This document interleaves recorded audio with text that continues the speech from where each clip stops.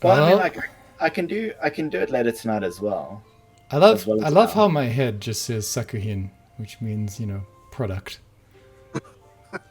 Anyway, Perfect. welcome to that Japanese thing. Today we're talking about Akira Kurosawa's film, The Seven Samurai. Welcome back, everyone. Hello, Yay! I'm Yesh. Hi, Dylan. And you can even see like little animated versions of our heads now, which didn't take all day to set up at all, and wasn't completely confusing and infuriating to do at all. And we would totally be able to do it again if you asked us to very easily. Yeah, And yeah, yeah. yeah. It's not very late in the day at all. We've completely recorded everything we've done, all of the changes in their entirety. So we'd be able to set this up again, surely, on a new system. I wouldn't pay other people to do this at all. I could feel it. I could feel it. Okay, well, welcome to that Japanese thing again, everyone. And yes, so we watched last week again on Yesh's couch. No, it wasn't Yesh's couch. It was my couch. No, this it was time. your couch. It's your It was couch. my couch. Yeah. Does Yesh own your couch, Chris? I don't think so. Not yet. Not yet. Things are not Soon, that desperate. though. Soon. But yeah, we watched arguably Akira Kurosawa's most famous of the samurai movies. I mean, you see that written up in a lot of places. It certainly gets referred to a great deal. Yeah. Yeah, well, by like people who think they know things about movies on the internet, like to say like, "Oh, Seven Samurai is just a Like ripoff us. of Like Magnificent we're Seven or happy the vice to- versa or whatnot." Exactly. We're happy to just say things. I mean, Exactly. the comment section of YouTube is really, for accurate representation. That's where you should go look. Yeah, for sure. That's where I get all my information from and why I'm so angry all the time. Yeah, at everyone.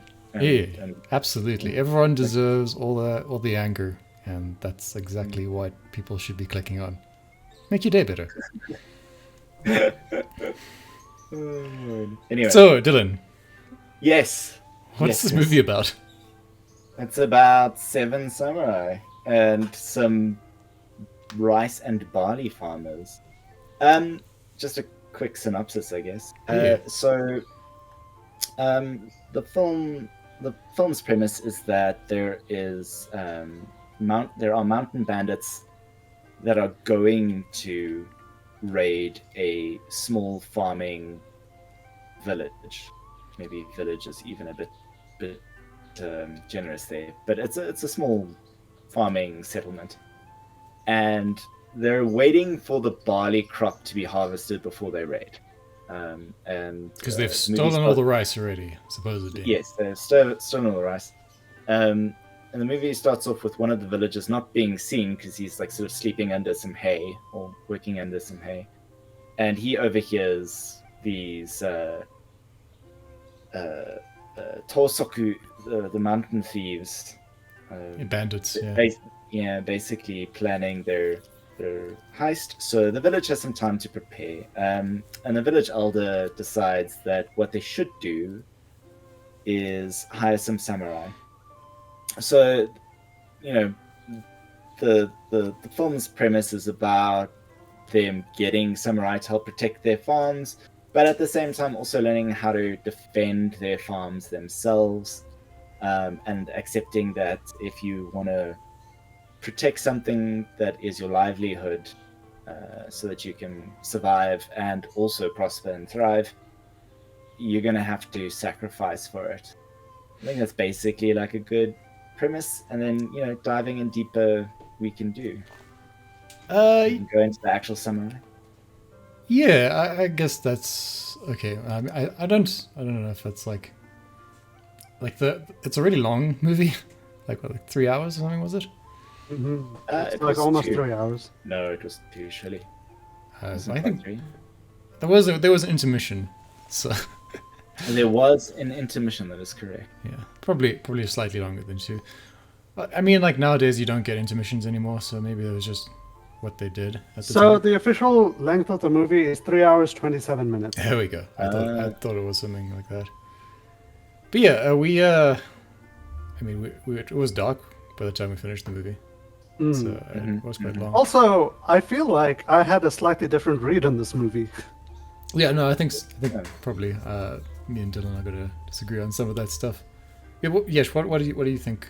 What's your read? Well, the slight differences are that Dylan suggested that they went and found the Seven Samurai, but I find that the villagers in this movie do nothing other than attack people that try to help them and be terrible. So instead, what happens is one samurai is down on his luck, agrees to help them, and then they whine at him for the rest of the movie. He goes out and finds other samurai and creates a defense plan. The peasants largely complain, try not to feed him, try to wrangle on their deal, and largely get angry that they might have to defend their own town themselves. Pretty much. Yeah. Well, yeah. The peasants are kind of portrayed in quite a negative light towards the end of the film. I think. I actually disagree. I think they're portrayed in a multifaceted light. You get like Rikichi is a peasant who doesn't at least whine about things. As He's the much, most yeah. proactive. No, he's the most proactive one. And you get specific characters sort of embodying either virtues, flaws, or virtues and flaws together, right? So Rikichi is brash, filled with vengeance. He's the person sort of vying in the beginning that they fight. And I think it was Manzo is the more cowardly character who's trying to constantly propose that they give up because they can't hope to win and that he doesn't want to die. But at the same time, someone like Rikichi is he just as equally as Manzo causes people to die because he runs in and needs to get saved by a samurai because he's too brash when he brave. discovers. Yeah, I don't want to give everything away at the moment, but the point that I'm trying to make is that they get a lot of human traits into different people. I also do want to specify that our samurai are also a rainbow nation of personality types. They are not just noble. They are also, at least two of them are unnecessarily brash. What is it even a samurai? One of which is not even a samurai. So I mean, we'll go through them. So just to start off, right? But so, no. Let's just give an overall opinion in case someone doesn't want to listen to spoilers of this 1950s movie. Yeah, I don't think I was about to give spoilers, but sure, we can give an overall opinion. So I would say it's worth watching from a historical perspective, but I think at times it was just so slow and kind of boring by modern editing standards that I'm not sure I would have got through it alone very well. So I'll give it a 6 out of 10. What about you, Yash? I will go next on this then. I'm going to give it a 6 out of 10. Let me start with that. Largely because I feel like a 7 out of 10 is, I feel like my time was well spent and I enjoyed the movie. I think I actually enjoyed the bits of the movie where movie was happening. I didn't appreciate the almost 2 hours of watching butterflies fly around or guys run in flower fields. Right. There's a lot of frolicking in flower fields. I'll give you that. Yeah, that's true. And butts. Dylan kept pointing out the butt thing every now and then. It seems like in this movie, the cinematographer had a backside kind of There's a lot of focus on butt, let's say. Yeah. Yeah. Anyone's butt. Non-discriminatory. No. Whoever was in the screen. One butt in particular. That was the main star of the movie. Yeah. So for me, I've watched this twice now. I watched Seven Samurai way back when, as well as now. I think it's a very good film for something that is a bit more artistic in terms of your old school samurai genre. It's where Yojimbo was all about style and cool and antics, and Sanjuro was about a comedic take of that. This is more about looking a little bit more into sort of maybe the time frame, which I might get to chat about a little bit later on. Yeah, it's set in 1586. Okay. And it's also about, you know, the characters within those classes, right? And you have several classes here. You've got the farmers, you have the tosoku, the bandits, you've got the samurai or ronin, and again we'll talk about this because using names willy-nilly kind of has different meanings in different areas of Japan. But Dylan, we'll go into that after you tell us your rating. No, I don't give ratings, Chris. If you go through like previous episodes, you'll notice I don't. I'm aware you think you don't give ratings, but did you like it or not? Yeah, I did. Yeah. Okay, good. That's I fine. appreciate the film, and I think if people can stand the editing style you mentioned, they should watch it. Right. If you have access to a fast forward button, this movie is pretty okay. Yeah, if you watched it at like 1.5 times speed, I think it would probably be fine. Then I would suggest, if you have to do that, then I would suggest not watching it at all.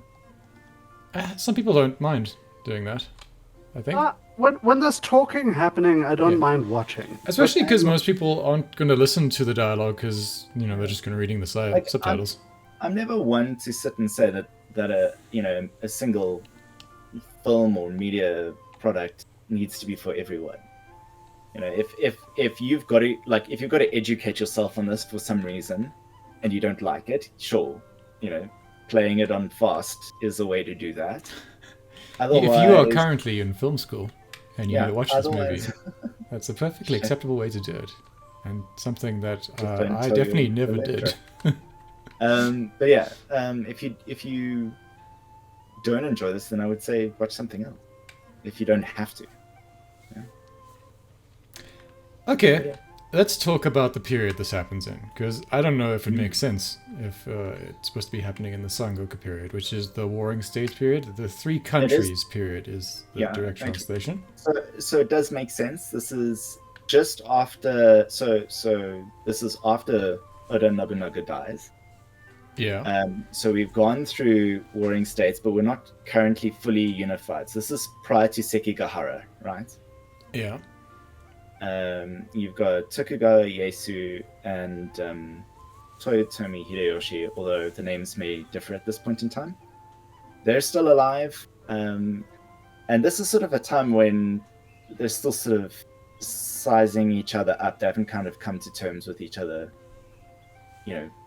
sort of survive, like living on, because there's been this power vacuum post Oda Nobunaga. Right. There's been a lot of war in the previous set of years, and there's going to be a lot of war immediately following after this. That war, if it is in that time period, will then happen down south, right? Mostly in like Satsuma and outside Kyoto, I guess. Before the end, because the rest of the northern countries would have been won there by has been a Tokugawa lot at this of point. Well, technically I mean, there's been a lot of unification. There's been a lot of unification up to this point, but it's still not a unified Japan. A good example is I think Toyotomi Hideyoshi ends up becoming the shogun of the Kanto region, but not of Japan. He's never shogun of all of Japan.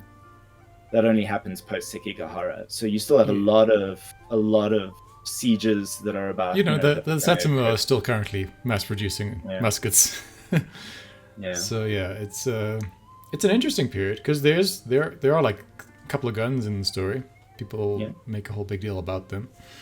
It's also important to note the class system isn't codified like most people understand it now, which happens in the Edo period.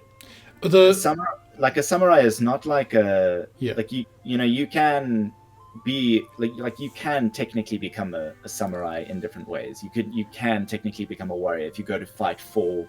After Tokugawa comes to power, there's a lot of codification, and he makes being samurai like a class sort of thing, being a knight or whatever would be in Europe. Yeah.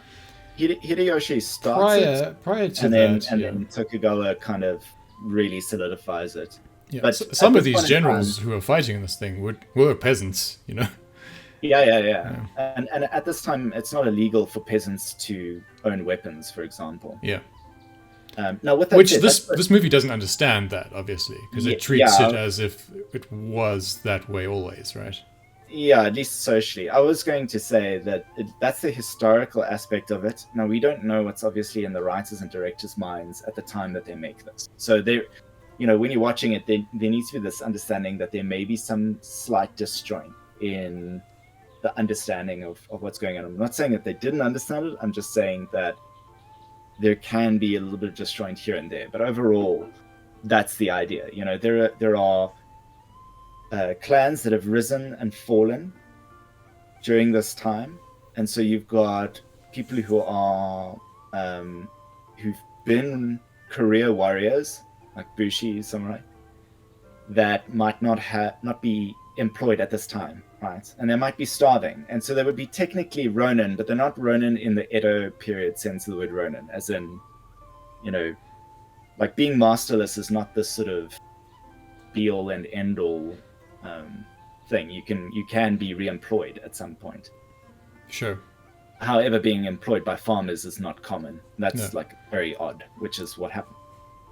Yeah, and a lot of people associate with like a ronin with like being like kind of a thief or something unclean, but often it's just a samurai that doesn't have anyone to serve at that time.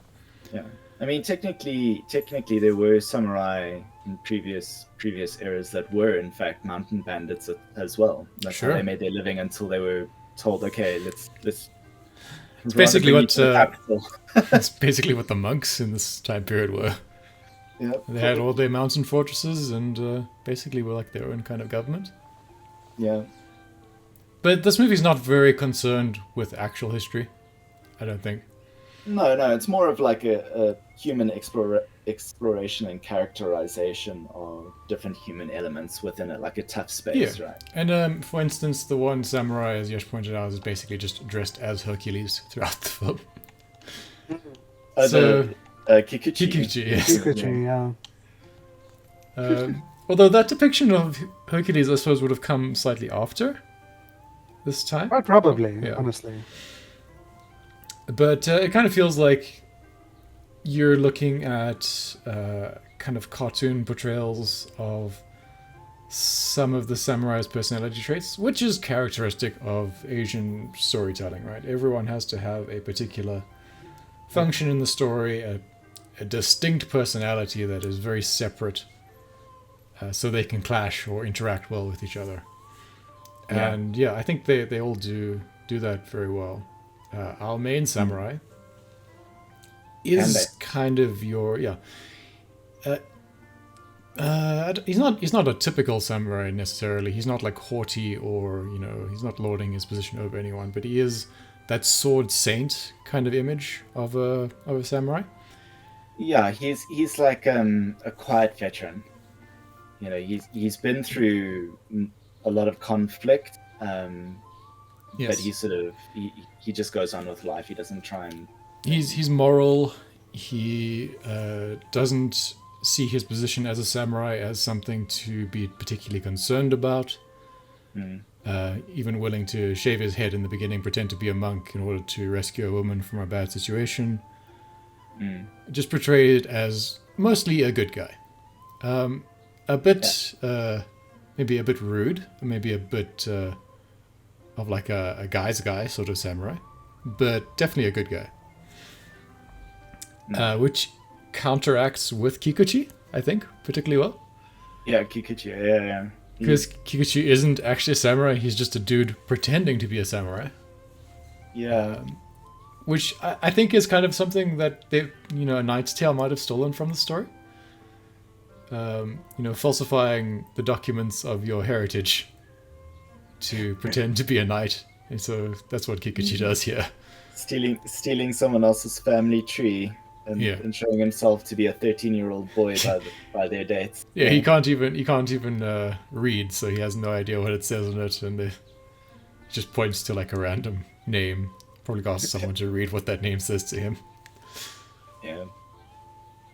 What are the other samurai guys? I'm struggling to remember their personalities. I've got them in front of me and we can go through them. So Kanbei takes on an apprentice, Katsushiro, who's supposed to be the boy. the rookie, right? He's the only samurai in this that's completely green.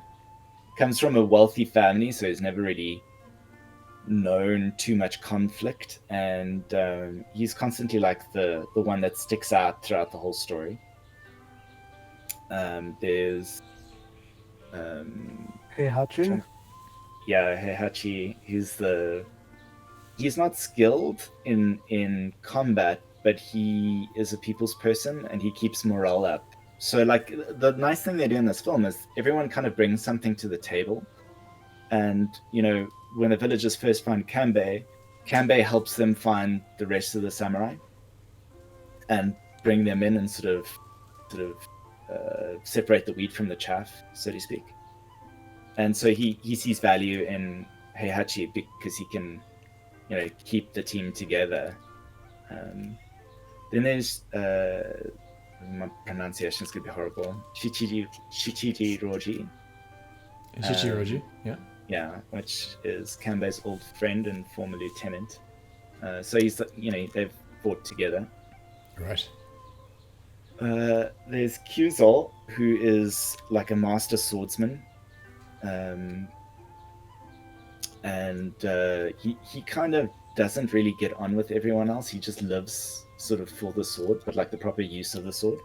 He's honorable, but and he's not like, he doesn't brag. I think the only samurai who really kind of brags is Kikuchiyo. But yeah. So Kyuzo. I think we were saying Kikuchi is his name in the English dub of the Samurai 7 cartoon, right? Yeah. That's why I keep thinking just Kikuchi, but Kikuchiyo is the actual name of the samurai. So-called samurai, anyway. And then the last one is Gorobe, who's sort of the second in command of this mission in particular.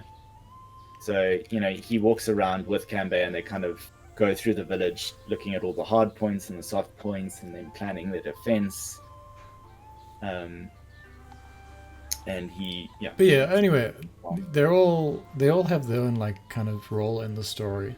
And I think we'll be here all day if we like go through each individually. And then, No, but I mean like, you know, in detail. Yeah. Then we have some villagers, and we're not gonna dwell on too many of them. There's like a village elder who tells him to go get samurai, and then there's a main village guy, Manzo, who has a daughter who he doesn't want to be molested by the samurai, so he dresses her as a boy. Yeah. By very publicly cutting off her hair. And traumatizing her. Yeah. He's the classic archetype that just his anxiety makes the situation worse. Yes. Each step of the way. Yeah. And basically his actions kind of put his daughter in the way of the young samurai from the noble house. And they have a brief tryst, which they make a big deal of in like a really like long scene in this movie. But nothing comes of it, and there's no progression in the storyline. And it's a set of long scenes, because it's like a hot cold situation. Yeah. It happens 3 times in the movie that it gets brought up. From the young samurai's perspective, because he's like, oh, I shouldn't, but I want to, but I shouldn't, but I want to. And then she's like, you shouldn't, but I'm gonna make you. Yeah. But it also does like ruin his image to a certain extent. Because early on in the movie, he's seen as eager, and then later on in the movie, he's shown as willing. Like, he's willing to put himself in danger, he's willing to fight, he's willing to listen. All of these are, like, very positive traits of him. And he's kind of contrasted against, I'm going to mispronounce this horribly, sorry. Kikuchiyo. He's like the contrast to that guy. Yeah. As the two of them are trying to apprentice to this older samurai. But our boy, it's not Kanbei, it's... Who's the... Katsushiro. Katsushiro. He's always shown as like respectful, willing, trying to learn la-di-da. But after this incident, he's shown as such a massive coward. Yes, When I guess. there was a suggestion that responsibility should be taken for the action he has taken, and he like goes and stands on the opposite side of the open area and like looks down at the floor to be like, only if you disrespect my name should you come and ask me to take responsibility for this action that I have done. But what's one of the things that Kikuchi brings to the party, right? He can interact with villagers because he was one, right? He was a farmer. Mhm. Yeah, it was an Well, orphan of That farmers. particular action by our more noble, constantly brought up wealthy guy goes on to show that while Kukichi, sorry, I can't pronounce his name. Just ignore me on that worry. naming thing. Okay. Monkey Boy, as I call him. He comes off as irritating at the beginning of the movie, like overly showy, kind of rude. But as the movie goes on, all of these people that we were shown to be like people that maybe should be better off than him because they have a role in society, we get to see everyone's flaws, and his flaw is that he's too honest. He knows too much about how the world works, and he's angry at it. Right. Well, yeah, I mean, they make it like painfully obvious, in the movie that his caste is not with the samurai. His is actually with the commoner farmers.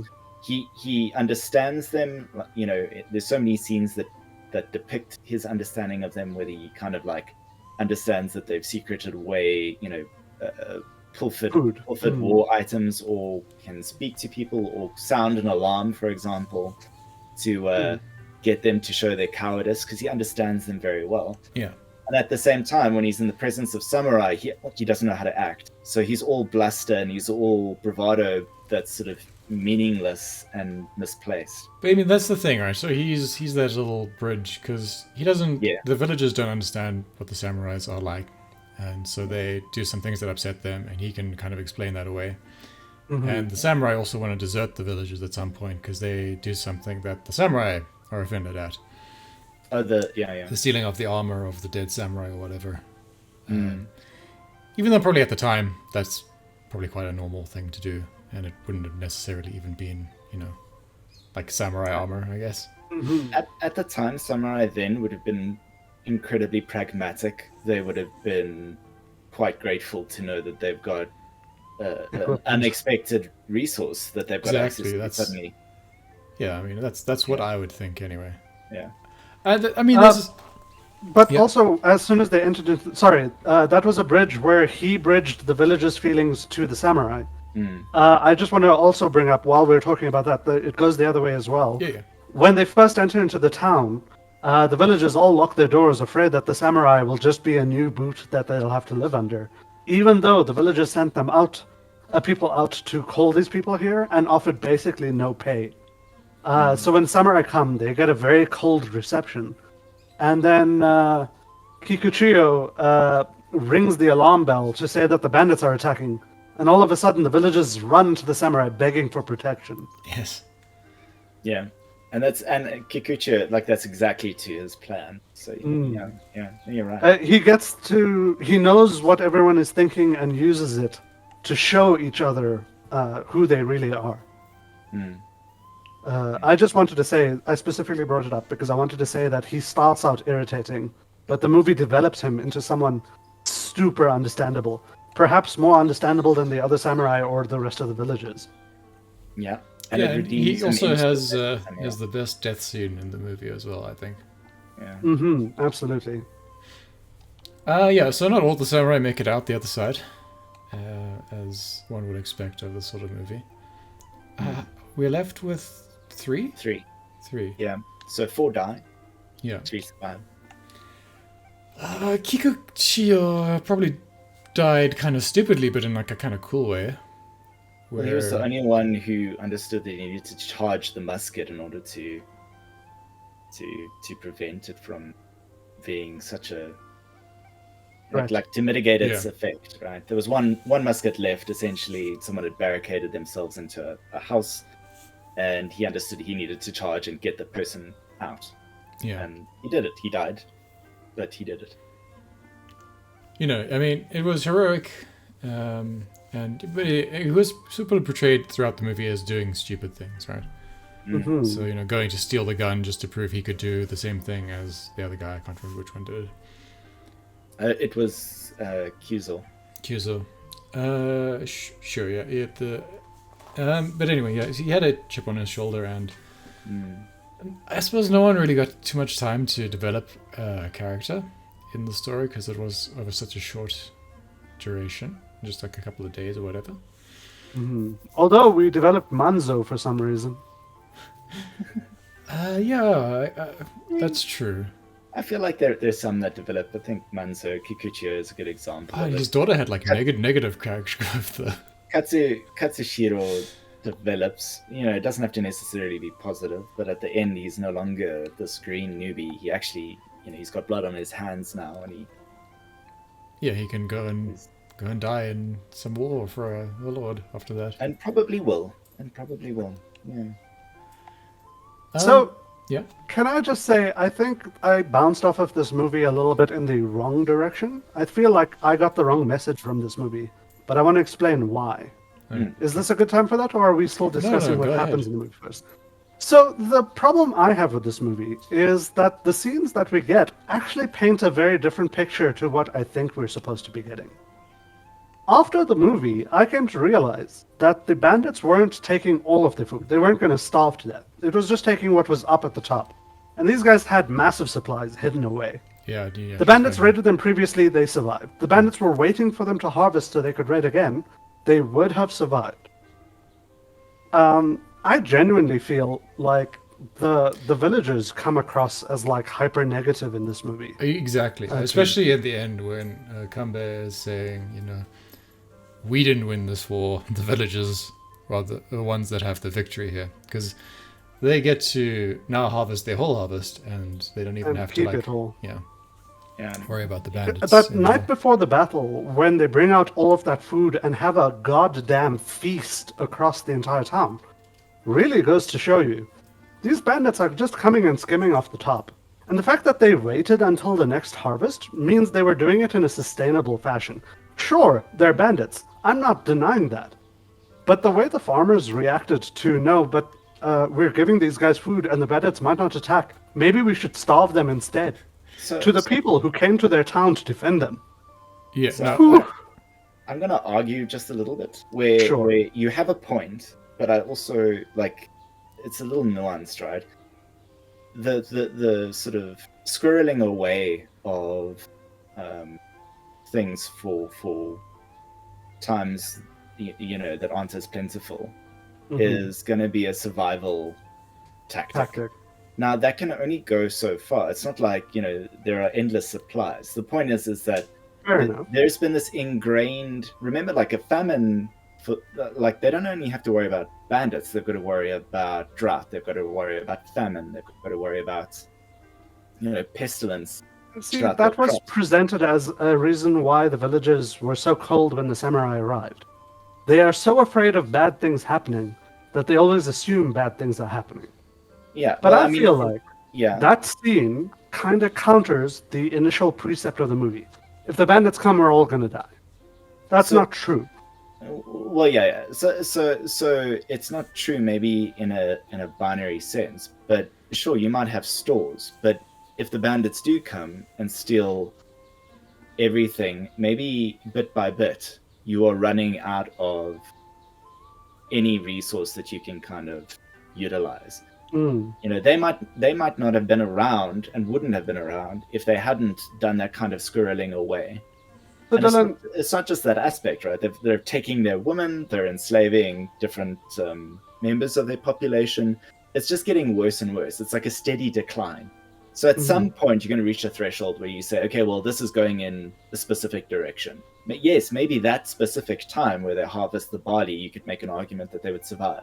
But at some point now, they're like, well, we're not going to be able to reproduce anymore. We don't have women around. They're not getting stolen. Our food's being stolen.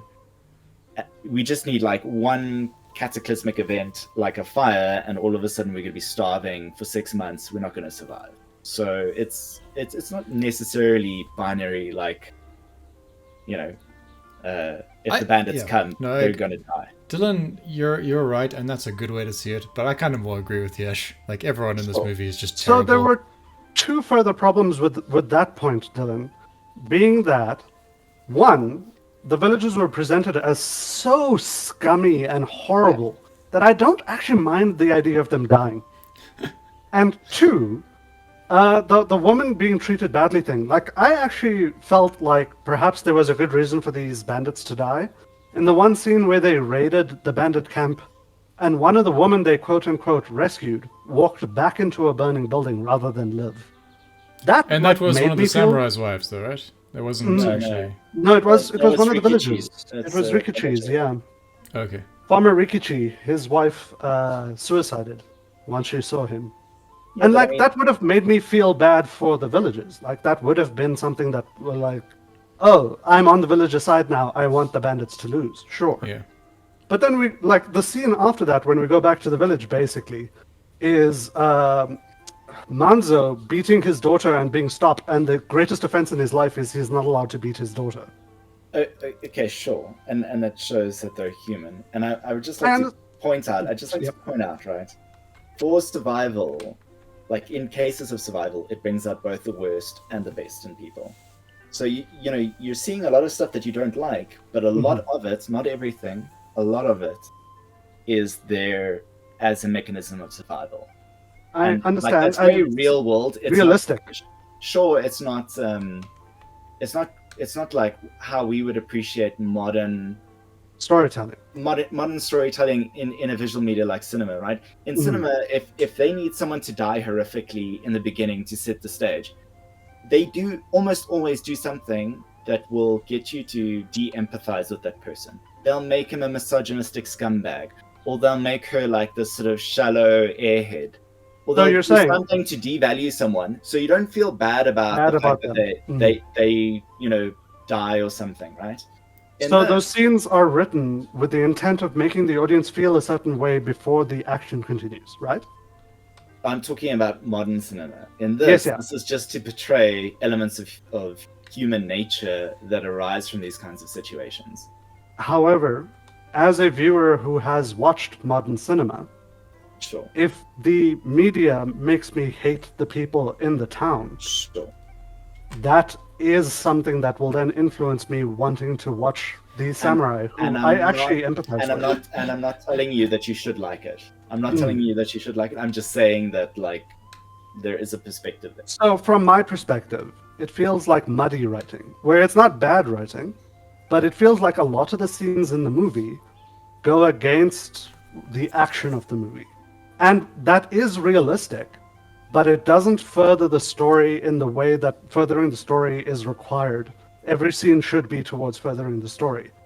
And in a nearly 4-hour movie, scenes that tell me that I shouldn't feel bad for these people and maybe they should be stumped into the mud are not scenes that I think were needed.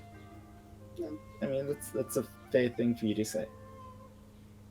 I'm not going to say that it's Also, unrealistic. just one thing they fully do accept. bring up in the movie, right, is, so the farmers are terrible and they act cowardly. I mean, they kill samurai, they're capable of doing terrible things.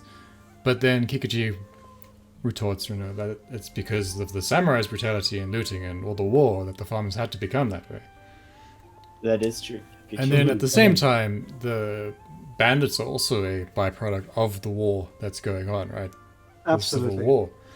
So it's just a muddy movie, and I don't think it has to be clear at all. Literally, Things at are going. times, it's a muddy movie. Indeed. Yes. Going on to... I will say, Yeah. there was one really powerful scene that I do want to bring up. Okay. At one point, the elder's house is getting burnt, and his family runs out to go save him. And like 4 hours later, our samurai are like, wait, those people didn't come back, and they rush out to go see what happened. And a mother is carrying her baby out of that building and dies in front of the samurai. So they have to rescue the baby. And we learn Kikuchi's entire life story in that scene as he breaks down crying while holding a baby. Such a beautiful, wonderful thing, and it only took them 5 minutes to make me feel super attached. You see, I viewed that differently as well. I viewed that as being very hammed up, actually. Yeah, me too. I also thought this is clearly Kikuchi's fault as well, because he's the one that let them do it. I'm like, this is the faux pas of telling and not showing. Like we understood that he was an orphan of farmers from several scenes ago. We didn't need to have, but this is, I guess, his self-realization. Yes, yeah. Yeah. That kind of carried the scene, I guess. But He it became sentient the last few I mean, I minutes guess of his I life. liked it. Also, though. the only time he showed weakness in front of anyone else. The rest of the Yeah. time, he was aping. He was trying to pretend to be the strongest man in the universe. Sure. Okay. So I was happy to get So- some characterization. This, I believe, is Japan's third highest grossing film of all time. There is Local films, anyway. yeah. I'm sure like Avengers or something made a lot of money, but that's not what we're talking about. But adjusted for today's money, it made $175 million, which is okay. just a huge amount of money for a film to make in Japan. Usually, like you get like a couple of million, basically, right? Yeah, Mhm. which is lucky because it cost a lot to make, and they had filming issues, and it took a much longer time to film than they were expecting. It Yeah. took about a year. And I mean, it didn't do very well outside of Japan, but it's become a kind of cult classic, and a whole Mhm, bunch of absolutely. adaptations were made. So this was 1956, I think, Dylan? 1954, somewhere right there?